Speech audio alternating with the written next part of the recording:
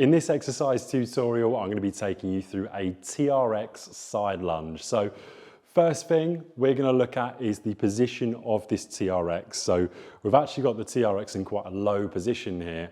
Now, if it's too low, what's going to happen in the side lunge is you're going to start to scuff the floor. And if it's too high, you're going to be uncomfortably in this position trying to do a side lunge. So how I would set this up is for a client, I would get this very, very bottom part of the TRX in line with the middle of the shin or slightly below.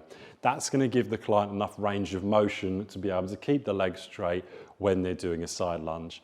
Now remember, everyone's got different anatomy, but we're judging that on your own anatomy, so hopefully it'll be the right place for you. Now, it's really important that you do not put your foot through one of the TRX handles. The reason for this is, if you put your weight through one of the TRX handles, this is going to happen.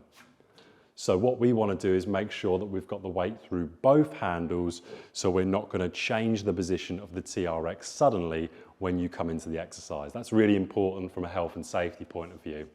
So once you've got the handles in line with each other, you're going to put your foot through this bottom loop part of the TRX. So what I like to do is just hold the TRX, pop both the handles together, and then from here I can put my foot through into the TRX.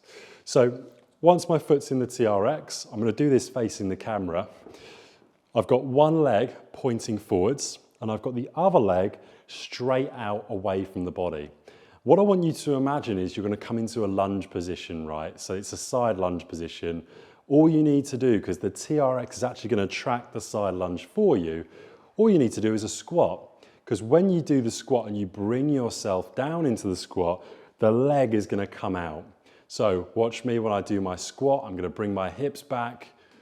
You see how when I'm doing the squat, the TRX is actually moving my leg away from my body, creating that side lunge position. So all you need to do is focus when you're in this position on keeping your extended leg completely straight, bending the leg that's in contact with the floor, and repeating for your desired amount of repetitions. Once you've done that, you would repeat exactly the same on the other foot, and that's how you do a TRX suspended side lunge.